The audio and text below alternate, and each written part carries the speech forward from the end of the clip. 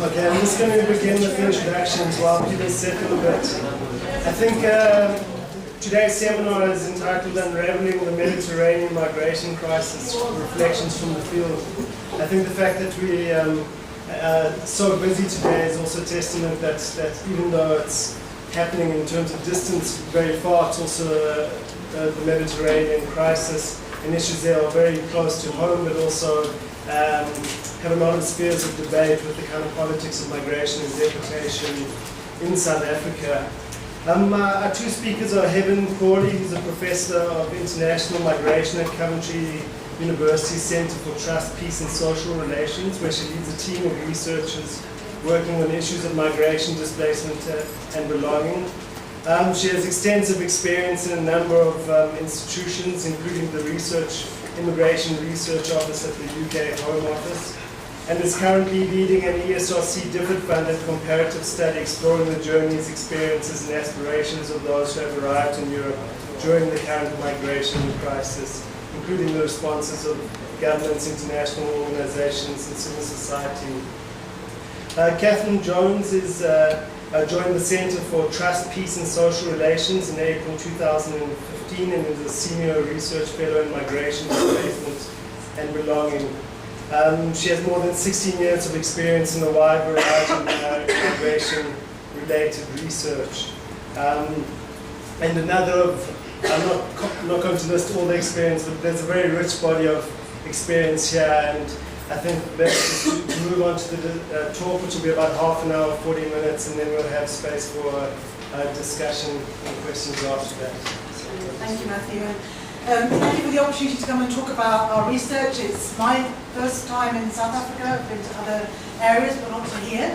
And it'll be very interesting for us to get some feedback from you about how the particularities of what's going on in the European context, how they resonate across or are different from some of the issues and debates that you see in this context, which is obviously a very different context, but I imagine some of the issues are not dissimilar.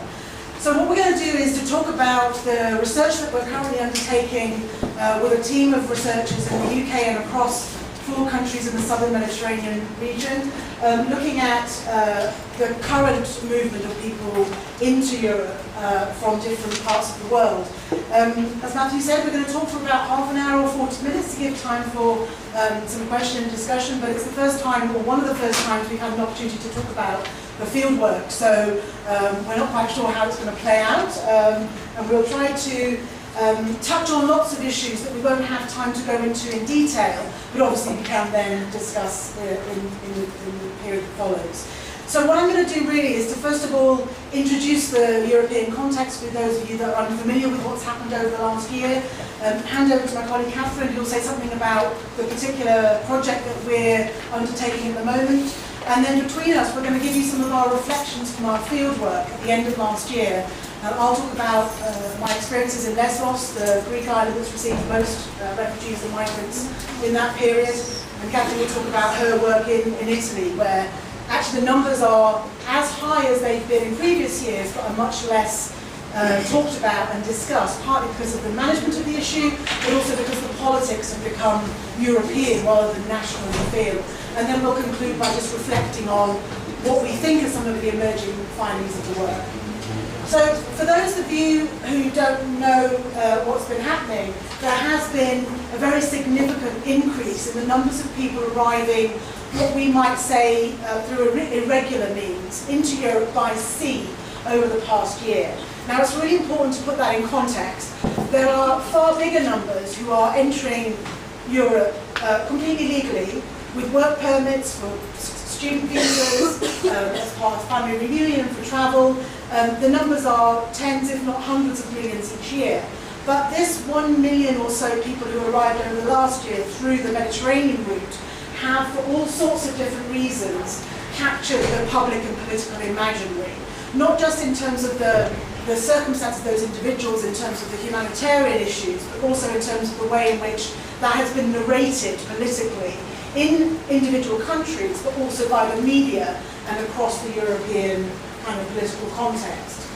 There's also been a very significant number of people who've either died or gone missing during that journey, so estimates are somewhere close to 4,000, but of course when a boat goes down, those bodies often are not recovered and you never actually know the number of people who go missing. We have colleagues who are working on this issue and also in how those families of those people get to find out about and deal with the uncertainty of knowing what happened to their loved ones. Now, ironically, the numbers have increased rather than decreased as the policy measures that have been developed by the European Union countries have been brought into play over the last summer. Those measures were intended to stop the flow, but in fact they have failed for lots of different reasons that we can discuss, and they've escalated the flow because they've created kind of rolling border closures across Europe, which have led people to believe that if they don't enter Europe now, the opportunity will be lost. And they also misjudged the risks that people are prepared to take. So they assumed that over the winter months, when the weather deteriorated, people would stop crossing the Mediterranean. And in fact, the numbers barely went down at all, because the push factors, if you like, in very simplistic terms, are much stronger than anything that European member states can do to prevent people from coming. Most of the people who come are from the top 10 refugee-producing countries, but we'll talk about some of the differences in the flows because those are very important. But all the countries that you might imagine, Syria, Afghanistan, Iraq, Somalia, Eritrea, and of course the escalating conflict in Syria is the one that's very much captured, again, some of the political headlines and also the policy debates. But as I say, there are very different patterns between what we call the central Mediterranean route, which is from Libya to Italy, and is the one that Katharine will be talking about, and the eastern Mediterranean route, which is the journey from Turkey to Greece. And that difference is in terms of numbers, and it's also in terms of where people are coming from, whether they're travelling on their own or with family members. So there are lots of different differences in the routes that get lost in the very general conversation about arrivals into Europe. Most people want to go to Germany, in part because Germany not exactly opened its doors, but sent a clear message that actually under international refugee law, those from Syria in particular have a right to international protection, and they were prepared to accept claims, and so people have wanted to go to Germany for that reason, and also Sweden, which has been a kind of popular destination, but even in saying that, that gives the impression that people are sort of aiming for places, and what we'll hear about in our research is that people aren't doing that at all. They're heading to Europe, if anything.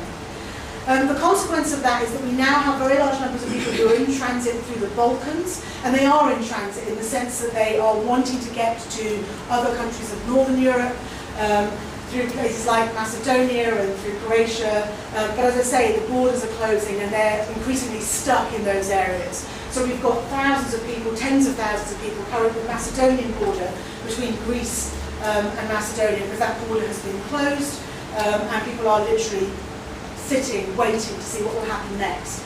And around 30 to 40% are children. So there's a real kind of humanitarian crisis unfolding. But more importantly, and this is really the backdrop to our research, there is a geopolitical crisis. This is for us nothing to do with numbers. The numbers of people coming to Europe through this irregular route are still much smaller than the numbers of people seeking protection in countries like Lebanon, Turkey, and other regions of the world which have had historically much larger flows. This is really about the kind of politics of how you manage migration in a context where migration has become very politically contested and is being used by different EU member states to leverage political power in the context of a debate over Europe as a whole. So we'll talk about this later, hopefully, but this morning we heard that a new solution, because every day there is a new solution to the crisis, in inverted commas, there is going to be the removal of people back from Greece to Turkey, even though Turkey isn't a signatory to the 51 Refugee Convention. Irregular migration to Europe will apparently end, but we all know, because of the stories of what's going on behind the scenes, that that isn't going to happen. But in return, Turkey will get an accelerated process of EU membership. So there are all sorts of deals being done in response to what's happening. So this is just to give you, for those of you who aren't familiar with the geographical context, some sense of these flows that I was talking about. So this is actually figures from the end of 2015, so not quite the million mark, but the million mark was passed before the end of the year. And you'll see around 150,000 arrivals into Italy, but around 800,000, it was actually 150,000 by the end of the year into Greece from Turkey. And that's really what's been attracting all of the attention and the deaths that go with it. The deaths are higher in the central Mediterranean route because the distances are much longer, and we'll hear a bit about those journeys from Katharine. And this just gives you a sense, I know I'm skirting over the detail, but gives you a sense of the differences of the composition of the flows in terms of where people are coming from. So in Greece, predominantly Syrian, 60–70% roughly, but again, these figures are from October, so not up to date. But also large numbers of people from Afghanistan, often living in Iran first, and from Iraq. And then you have a much more mixed picture in Italy, with people coming from a variety of different West, East and Central African states predominantly, and the Syrian numbers have really dropped away as the Greek route has become the sort of preferred route at this moment in time for those who are fleeing from the situation in Syria. This is the route through Europe, if you like, in terms of the trajectory that people are going on, but again, this is changing regularly. So when a border closes, then you imagine people are going to move for a different route, but you get some sense of the onward movement. People are not coming to Greece, they're coming to other places, and we can talk about the reasons for that. But for us, and this is what really segues into our research, the more interesting story is not the little bit that's happening up there in Europe, but actually what's going on, the backstory in terms of where people are coming from, and what the factors are that are leading them to move, not necessarily in large numbers, but in different ways than previously. And even this kind of geographic representation of some of those flows is already quite significantly out of date. Because, for example, some of these routes, for example, the route into Malta no longer exists, the route into Yemen no longer exists, and other routes have opened up as those routes have closed down. So as the situation changes, this completely shifts around. And this map for us also gives a very sort of linear idea of how people move. You don't get a sense of the fact that actually people, you know, we've spoken to Eritreans who've worked in Israel for 2 or 3 years, for example, then been removed to Rwanda, travelled to Uganda, got visa-free travel to Istanbul, and then entered that way. So it gives a sense of a sort of linear progression that happens in a very time sequential manner. And in fact, people can be living and working in some of these places for many months or even years, not necessarily because they intend to move on, but because they're getting on with their lives, and then things change, and that's what happens. So that's just to give a backdrop, but what the story that we want to tell you about in terms of our research is actually much more complicated than this one. At which point I'll hand over to Katharine, who says something about it.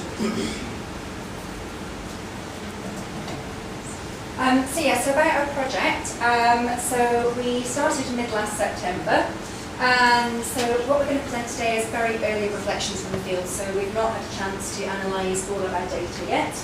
And just to say, it's not myself in heaven that have been only doing this work, we're also working with Frank DeVal, who's from campus at Oxford University, Nando Sagona, who's based at Birmingham University, and in partnership with Pieri, Italy, PRC, People for Change Foundation in Malta, Eliamat Greece, Yas University Turkey.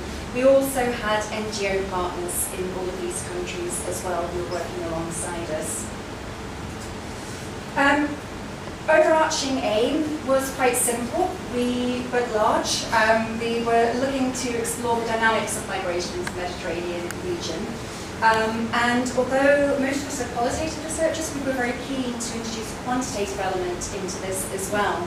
And the reason for that is that European policymakers need numbers. So as much as we're so interested and passionate about telling people's stories, we also needed some kind of what policymakers refer to as hard data. So consequently, we started mid-September, and between then and the end of December, our teams on the ground interviewed 500 refugees, migrants, who had recently, as in the last few months, arrived into Italy, Greece, Malta and Turkey.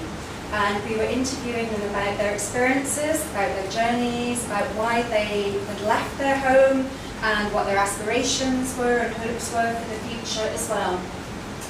Also interviewed 111 stakeholders across all of those settings as well, and those interviews focus more on the institutional policy response, so trying to talk to policymakers and NGO activists about what was actually going on in these 4 sites, so Italy, Greece, Turkey and Malta. Yeah, so we're really interested in the migrant decision making, so why people were making choices about going to different countries, about their journeys, let's say about their aspirations. And one of our really big passions was to try and move away from what European policymakers are very keen on doing, which is imposing these quite legalistic, abstract categories on people. You are an economic migrant, you are a refugee who fits within the 1951 Refugee Convention. Outside of those categories, policymakers find it very hard to think about the messiness of people's lives and their journeys. So we wanted to hear people's stories about to challenge that really. So these are just our research questions, which I'm not going to go into any detail for the sake of time. But yeah, so what are the underlying factors shaping migration, opportunity structures, so what difference do the policies make of the governments involved all the way along the route, so in Europe as well as in Syria and in Turkey and in Africa as well. And we really wanted to compare the differences between the 2 different routes. And the last year, out of the central Mediterranean route, Libya to Italy, has kind of disappeared out of the European press. The focus has very much been on Greece and the Syrians coming through Greece, and that's been the images that we've seen. But they're very, very different routes, and the responses within Italy and Greece have been very different, and we're going to unpack that a bit more with our data. We wanted to look at the role of the non-state actors, and that's been one of the most fascinating bits of this story. Again, European policymakers and the media think in terms of smugglers, traffickers, and can't think outside those boxes. So, for example, on the Syria, Greece, Turkey route, we're finding kind of NGO activists involved in facilitating people's journeys.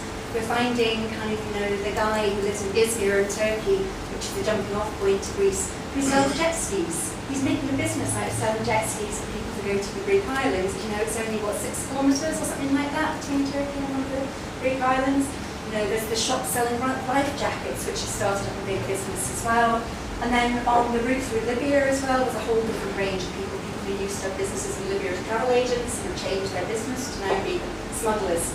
So that was something quite critical. I'll hand back over to Helen again. Yes, it's Greece. Yeah, it's really that interface between the kind of micro factors to do with individuals' lives, backgrounds, their own personal characteristics, and how that then comes into contact with a whole range of different processes, policies, opportunities, which lead to different kinds of outcomes for them as individuals, but also in terms of the broader patterns and movements. And so what we wanted to do, as we said, is to sort of describe to you some of the differences between these flows. We do have a lot of data. We've got these 500 interviews, but we haven't yet managed to unpack that systematically, which we will do. And instead, we're going to give you some of our reflections from the field. And the predominant kind of idea, I guess, and it links back to Katharine's point about the reasons why Greece has been in the press and Italy hasn't, is to do with the orderliness or disorderliness of the flow. So there's something about the irregularity that really captures, as I said, the political and public imaginary. Not because it's necessarily particularly difficult or complex to manage, it's a challenge, but it's not that it can't be managed, but rather because of what it represents in terms of the symbolic threat of the other. And that's the way in which refugees and migrants have become positioned. So I'm going to show you some photos. This is from my time in Lesbos in October. This is a beach at Efteru on the northern coast of Lesbos, which is an island which is actually far closer to Turkey than to Greece. And actually that's part of the story, because the geopolitics of this region are that Greece and Turkey are contesting the waters and contesting ownership of some of these islands. So every time a boat arrives on a Greek island, you can see Turkey in the background there, you've got a kind of a point being made about the ownership, the sovereignty of this particular location, and who has responsibility for the search and rescue of those people there. So these people are coming not in the kind of Libyan boats that you see, the wooden fishing vessels for the most part,